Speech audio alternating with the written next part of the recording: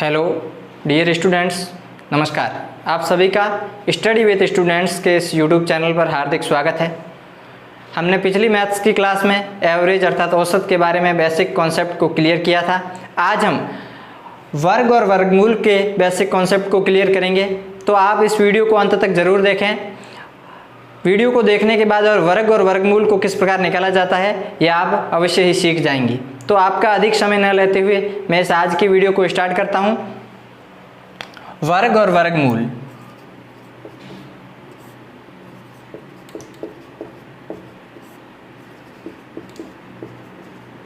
दोनों आप में अलग अलग हैं। इनको इंग्लिश में बोलें तो स्क्वायर एंड स्क्वायर रूट बोला जाता है।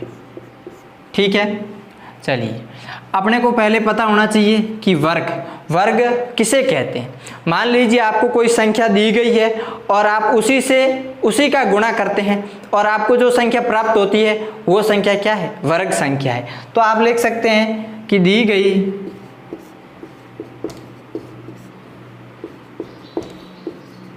संख्या को उसी से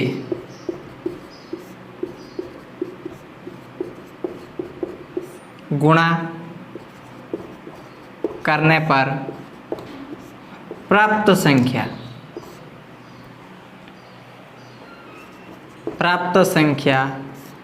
वर्ग संख्या कहलाती है।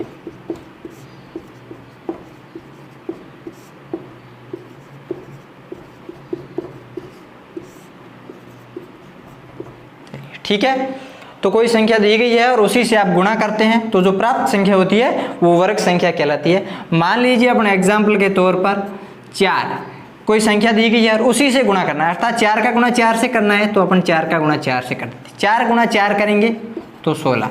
देखिए अब यदि 4 का स्क्वायर करें तो भी आएगा 16, अर्थात स्क्वायर का मतलब क्या है? 4 को 2 बार लिखा और गुणा किया और यह प्राप्त क्या हुआ?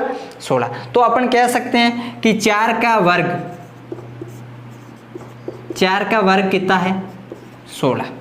अब यदि पूछ लिया जाए कि 16 का वर्गमूल कितना होगा? 4। क्यों? क्योंकि जो 16 है वो मूल संख्या 4 से, मूल संख्या क्या है? 16 का यदि वर्गमूल, यहाँ पे देखिए 16 का वर्गमूल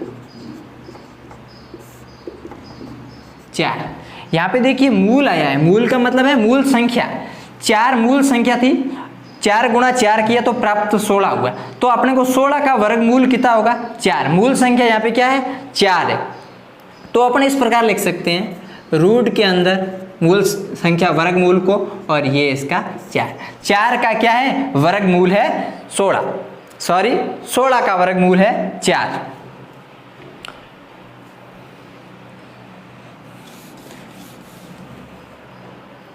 इसी प्रकार 5 का वर्ग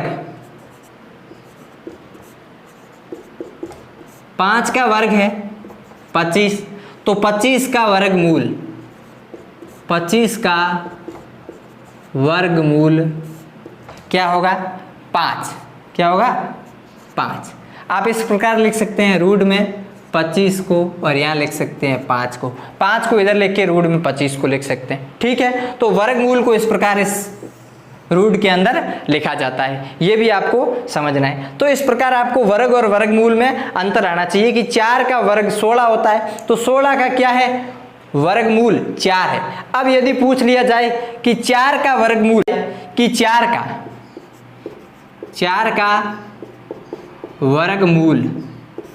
का वर्गमूल कितना होगा? तो देखिए 4 के लिए मूल संख्या क्या है? अपन 2 का स्क्वायर करते हैं तो उसका वर्ग कितना आता है? 4 आता है। 4 का वर्ग किया 16 आया, 2 का स्क्वायर किया 4 आया।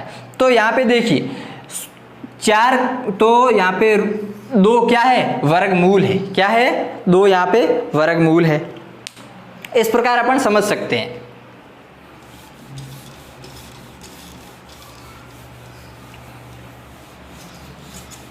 तो वर्ग और वर्गमूल के बारे में आप समझ गए होंगे।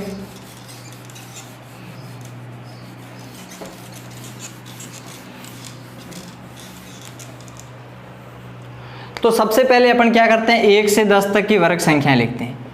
1 गुणा 1 बराबर 1, 2 का स्क्वायर करेंगे तो 2 गुणा 2 4, 3 का स्क्वायर करेंगे 3 गुणा 3 9, 4 का स्क्वायर करेंगे तो 4 गुणा 4 बराबर 16, 5 का स्क्वायर करेंगे तो 5 गुणा 5 बराबर 25, 6 का स्क्वायर करेंगे तो 6 गुणा 6 बराबर 36, 7 का स्क्वायर करेंगे तो 7 गुणा 7 बराबर 49, 8 का स्क्वायर करेंगे तो 8 गुणा 8 बराबर 64, 9 का स्क्वायर करेंगे तो 9 गुणा 9 बराबर 81, 10 का स्क्वायर करेंगे तो 10 गुणा 10 बराबर 100।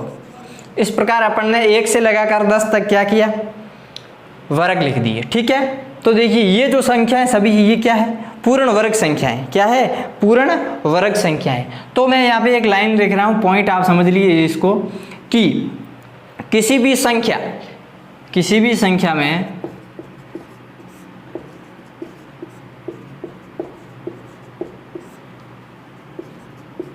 अगर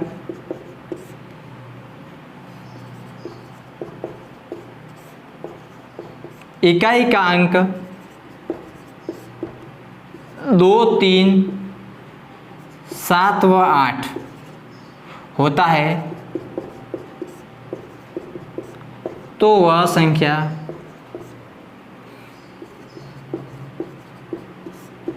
पूर्ण वर्ग संख्या नहीं होगी, पूर्ण वर्ग संख्या नहीं होगी। देखिए किसी भी संख्या में अगर इकाई का अंक 2, 3, 7 व 8 होता है तो वह संख्या पूर्ण वर्ग संख्या नहीं होगी। किस प्रकार, देखिए आप इनके डिजिट यूनिट देखिए, अंतिम संख्या अर्थात इकाई का अंक देखिए, कहीं पे आपको 2, 3, 7 व 8 नजर आ रहे हैं? नहीं, तो ये संख्या पूर्ण वर्ग संख्या है, और यदि ये होगी तो पूर्ण वर्ग संख्या नहीं होगी। ठीक है, किसी भी संख्या के इकाई के अंक में 2, 3, 7 व 8 होते हैं तो वो संख्या क्या है, पूर्ण वर्ग संख्या नहीं होगी। इंपॉर्टेंट पॉइंट है, आप इस बात का हमेशा ध्यान रखना। अगला पॉइंट देखिए, अगला पॉइंट में आपको ध्यान रखना है कि किसी भी संख्या में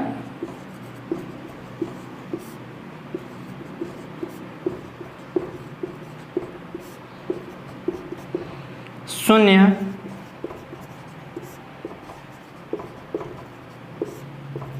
विषम होंगे तो वह संख्या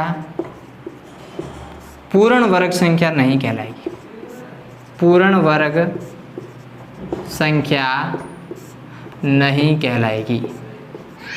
ठीक है, तो आप इस बात का ध्यान रखोगे कि किसी भी संख्या में शून्य विषम हो तो वह पूर्ण वर्ग संख्या नहीं कहलाएगी। तो ये लॉजिक किस प्रकार काम करेगा, आप देखिए, यदि मैं यहाँ पे 4 के पीछे 3 जीरो लगा देता हूँ, अब यहाँ पे विषम का मतलब क्या है, संख्या विषम नहीं बल्कि पीछे वाले जो अंक शून्य आ रहे हैं ये है। यहाँ पे देखिए 3 है, 3 शून्य आए हैं, इसका मतलब 3 संख्या क्या है, विषम संख्या है, तो ये पूर्ण वर्ग संख्या नहीं होगी। इस बात का आपको ध्यान रखना है। यदि मैं यहाँ 4 के पीछे 2 जीरो लगा दूं, यहाँ पे ये सम है, क्या है, 2 जीरो है, अर्थात 2 जीरो है, अर्थात 2 क्या है, सम संख्या है, तो ये क्या है, पूर्ण वर्ग संख्या है।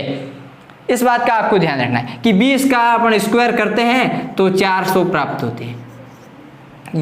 अब देखिए 3 के पीछे 2 जीरो लगा दिए मैंने।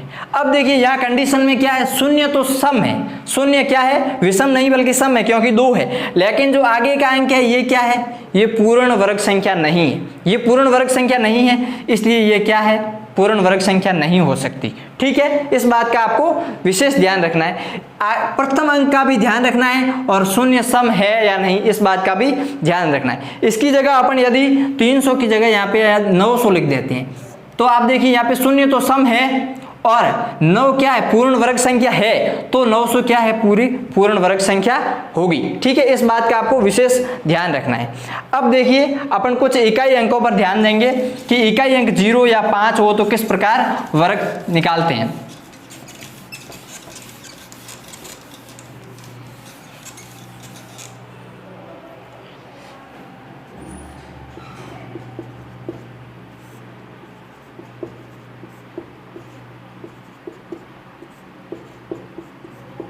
इकाई अंक 0 हो तो संख्याओं का वर्ग किस प्रकार निकाला जाता है। तो देखिए यहाँ पे 10 लिख दिया, यहाँ स्क्वायर, यहाँ इकाई अंक देखिए आप क्या है 0 है, तो आपको ध्यान रखना इस 1 का गुणा 1 से कर दीजिए। आप 1 का गुणा आप 1 से करोगे तो क्या आएगा 1, और जो 0 लगा है उसका डबल कर दो, 1 0 है तो यहाँ 2 0 कर दीजिए, तो 10 का वर्ग हो जाएगा वो 100 हो जाएगा। यहाँ पे मान लीजिए आप 20 को ले लीजिए, तो 2 का गुणा 2 से करना है तो यहाँ कितना हो जाएगा 4, और 0 को क्या करना है डबल करना है, ये हो गए 400।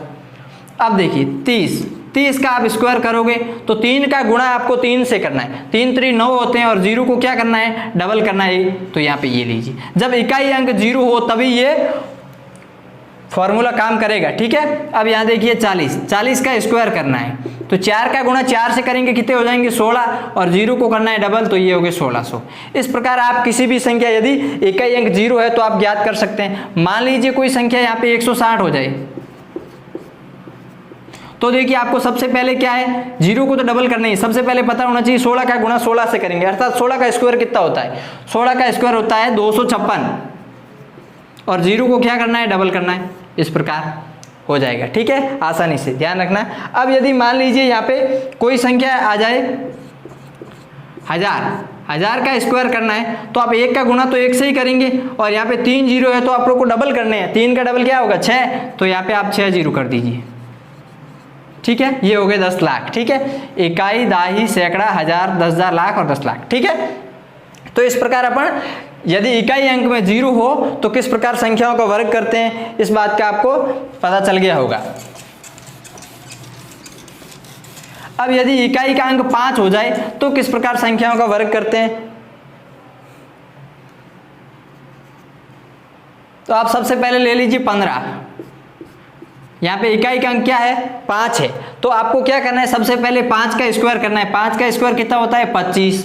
अब जो दाई का अंक यहाँ पे 1 है, 1 का गुणा इससे अगले वाली संख्या अर्थात 2 से करना है, 1 का गुणा 2 से करोगे तो कितना होगा 2, तो 15 का स्क्वायर 225 होगा, ठीक है। अब मान लीजिए यहाँ पे 25 है, 25 का स्क्वायर कितना होगा, 5 का स्क्वायर कितना होता है 25, तो सबसे पहले यही लिखना है 25, फिर 2 का गुणा इससे आगे वाली संख्या 3 से करना है, 2 3 6, तो यहाँ पे हो गए 625। यहाँ पे संख्या ले लीजिए 35 का आप स्क्वायर करोगे, 5 का स्क्वायर तो 25 होगा, 3 से आगे आने वाली संख्या 4 है, 3 चौके 12 हो गए, ये हो गए 1225, ठीक है। यहाँ पे 45 ले लीजिए, 5 का गुणा 5 से करेंगे, यहाँ पे 5 का स्क्वायर करने का मतलब 25, और 4 का गुणा इससे आगे वाली संख्या 5 से करेंगे, 4 पंजे 20 होते हैं, तो ये हो गए 2025। यहाँ पे आप 65 ले सकते हैं, 5 का गुणा 5 से अर्थात 5 का स्क्वायर कर दीजिए पहले 25, फिर 6 का गुणा 7 से कीजिए, 6 7 42, 4225। इस प्रकार आप 105 का भी कर सकते हैं, 105 का स्क्वायर, 5 का स्क्वायर 25 होता है, 10 का गुणा किससे करना है, इससे आगे वाली संख्या अर्थात 11 से करना है, 10 का गुणा 11 से करोगे तो 110, चलिए ये इसका स्क्वायर होगा, ठीक है। इस प्रकार यदि इकाई अंक 5 हो तो अपन ये फॉर्मूला काम में लेंगे कि इस प्रकार करना है, इकाई के अंक का स्क्वायर करके जो दाई का अंक है या आगे का अंक है उसका एक संख्या आगे से गुणा करके अपन स्क्वायर कर सकते हैं यदि इकाई अंक 5 हो तो। यदि अब अपन कुछ और एग्जांपल लेंगे, यदि मान लीजिए 11 का स्क्वायर दिया जाता है, यदि मैं 11 का स्क्वायर 121 है, ठीक है।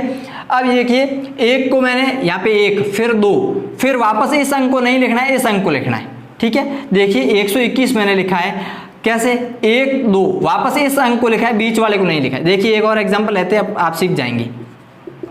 3 बार 1 लिखा है तो मैं 1 2 और 3 यहाँ लिख दूं, 1 2 और 3। अब मैंने क्या इस अंक को नहीं लिखना है, बाकी वाले दोनों को उल्टा लिखना है, 2 और 1। ये देखिए 111 का गुणा 111 से करोगे तो 12321, ठीक है। चलिए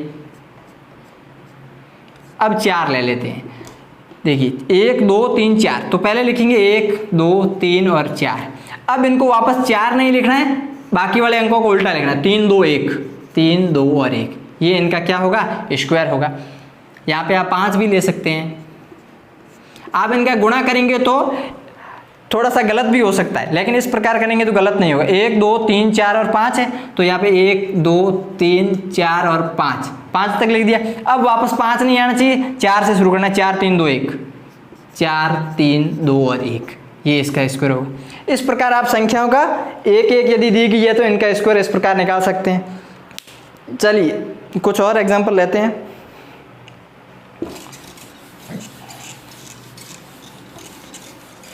यदि प्रश्न में आ जाए कि 144 का वर्गमूल,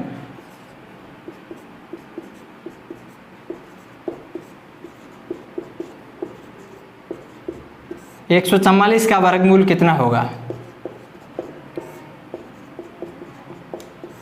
चलिए अपन इसको सॉल्व करते हैं। देखिए वर्गमूल निकालने की दो विधियां होती है।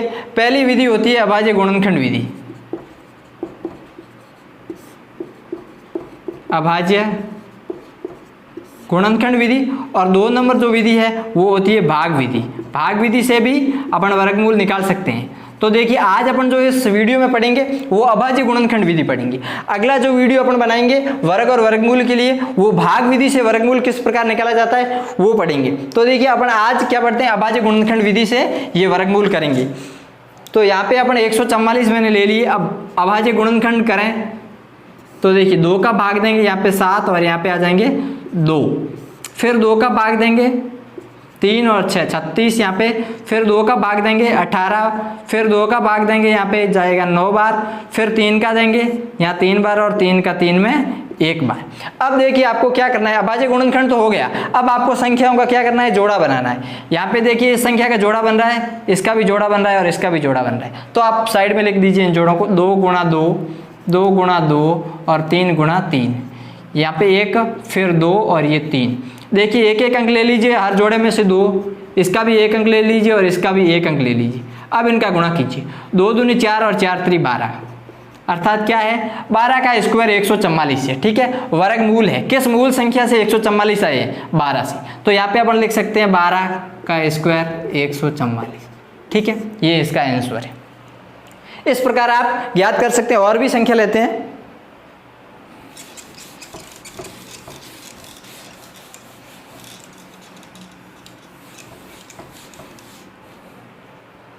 यहां पे आप ले लीजिए 80 का वर्गमूल। अपन ज्ञात करते हैं, पहले अपन अभाज्य गुणनखंड विधि से करने की कोशिश करेंगे।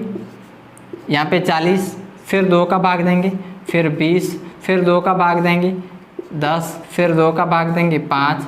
अब 5 का 5 में जाएगा 1 बार। ठीक है, अब जोड़ा बनाएंगे, ये 1 जोड़ा, ये 2 जोड़ा और यहाँ जोड़ा नहीं बन रहा है, ये एक अकेला अंक है 5, जोड़ा नहीं बन रहा है तो इसको अलग रखेंगे। यहाँ पे देखिए 2 गुणा 2, ये 1 जोड़ा, फिर 2 गुणा 2, 1 जोड़ा, 5 का कोई जोड़ा नहीं है। तो देखिए यहाँ पे जोड़े ले लीजिए, 2 गुणा 2 और ये गुणा में 1 आप 5 रख दीजिए। 2 गुणा 2, यहाँ पे 2 गुणा 2 करेंगे तो अब इस संख्या को आपको साथ में लेने की कोई आवश्यकता है नहीं। 2 गुणा 2 करेंगे तो यहाँ पे आ जाएगी 4। ठीक है, अब जिसका जोड़ा नहीं है उसको आप रूट के अंदर रख दीजिए, ये इस प्रकार। तो इसका उत्तर होगा 4 रूट 5। ठीक है, इस प्रकार आप 80 का वर्गमूल। इसका मतलब क्या हुआ, इसका कोई जोड़ा नहीं बना, तो ये जो 80 संख्या है ये क्या है, पूर्ण वर्ग संख्या नहीं है। क्या नहीं है, पूर्ण वर्ग संख्या नहीं। आप यहाँ लिख सकते हैं कि ये पूर्ण वर्ग संख्या नहीं है। एक पहले अपन ने एक नियम पढ़ा था अभी कि सम क्या होना चाहिए, शून्य होने चाहिए। यहाँ पे सम नहीं विषम है, तो ये पूर्ण वर्ग संख्या है भी नहीं। ठीक है, तो जोड़ा यदि नहीं बन रहा है तो ये पूर्ण वर्ग संख्या नहीं होगी। ठीक है, इस प्रकार भी आप ज्ञात कर सकते हैं। चलिए एक और एग्जांपल लेते हैं।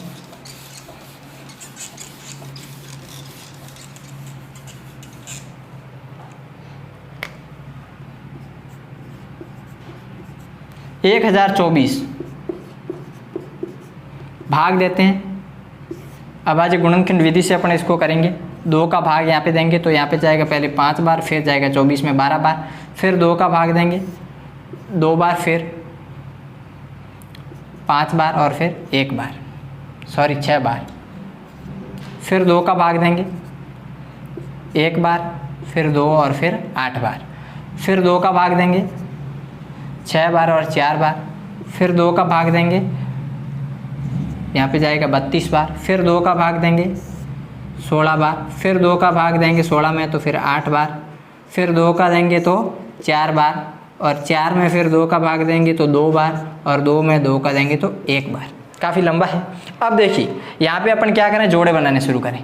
एक जोड़ा बन गया, फिर दूसरा जोड़ा, फिर तीसरा जोड़ा, फिर चौथा जोड़ा और फिर पांचवा जोड़ा। अब ले लीजिए यहाँ पे 5 ही जोड़ों को, ठीक है।